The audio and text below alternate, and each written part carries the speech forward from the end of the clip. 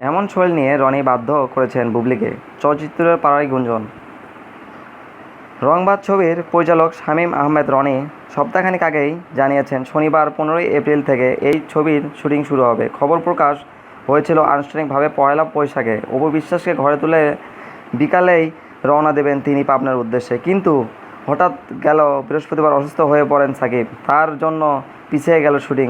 এদিকে গত শুক্রবার রাতে ভাইরাস জ্বরে আক্রান্ত হয়ে চিত্রনায়িকা বুবলি হাসপাতালে ভর্তি হন। বাধ্য হয়ে শুটিং পেছাতে হয় নির্মাতাকে। গতকাল বিকালে গুলশানের এক রেস্তোরাঁয় অনুষ্ঠিত রংবাজ ছবির মহরতে রনি জানান, আগামী 17ই এপ্রিল সোমবার থেকে পাবনার রংবাজ শুটিং শুরু হবে। সেখানে উপস্থিত থাকবেন সাকিব খান ও বুবলি। সেখানে টানা 14 দিন ধরে শুটিং করা হবে। এরপর ইন্ডিয়াতে শুটিং করা হবে। সেখানে সাকিব খান বলেন, রংবাজ ছবির মাধ্যমে বুবলির সঙ্গে চতুর্থবারের মতো জুটি বেঁধে কাজ করতে যাচ্ছি।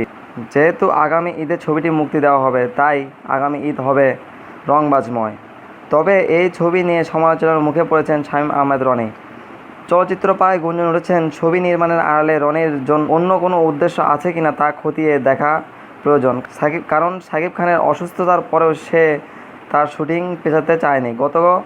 গতকাল নায়িকা অতিরিক্ত অসুস্থ হয়ে না পড়লে আজ শনিবারেই শুরু হতো ছবিটির শুটিং। সবাইকে অবাক করে দিয়ে অসুস্থ শরীরে তাকে হাসপাতাল থেকে বের করে মহরতে আনা হয়েছে। এখানে অবাক করা ব্যাপার হয়েছে, সুস্থ সাকিব সাধারণত কোনো মহরত বা প্রিমিয়ার বা সময় মতো শুটিংয়ে যান না। তবে অসুস্থ শরীর নিয়ে হাসপাতাল থেকে রংবাজ ছবির মহরতে যাবার প্রয়োজন পড়ল কেন? অন্যদিকে বুবলির 3 দিন ধরেই 103 ডিগ্রি জ্বর ছিল। সব কিছু জেনেই এমন শরীর নিয়ে তাকে রনি বাধ্য করে মহরতে আসতে। মহরতে থাকা অবস্থায় চুপচাপ ছিলেন বুবলি।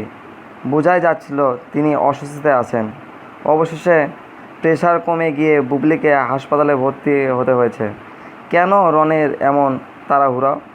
নায়ক নায়িকার শরীর খারাপ অবস্থার মধ্যেও কেন মহরত করার এত প্রয়োজন মনে করে?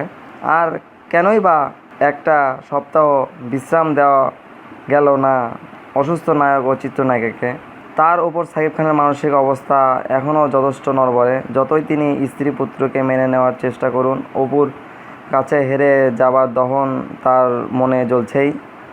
যত্রতত্র অপুর সমালোচনা করেই তারই প্রমাণ দিচ্ছেন খান সাহেব। এত কিছু জেনেও বুঝে রনির কিসের তাড়া? উত্তর খুঁজছেন অনেকেই। বলা হচ্ছে রংবাজ ছবিটি প্রযোজনা করেছেন কলকাতার ভেঙ্কটেশ ফিল্মসের বাংলাদেশের অবস্থিত এক প্রযোজনা প্রতিষ্ঠান মেসার্স রূপরং চলচ্চিত্র। তবে শোনা যাচ্ছে বুবলিকে খুশি রাখতে ছবিটি সাকিব নিজেই প্রযোজনা করেছেন। নিত্যদিনের ব্রেকিং নিউজ পেতে আমাদের চ্যানেলটি অবশ্যই সাবস্ক্রাইব করুন।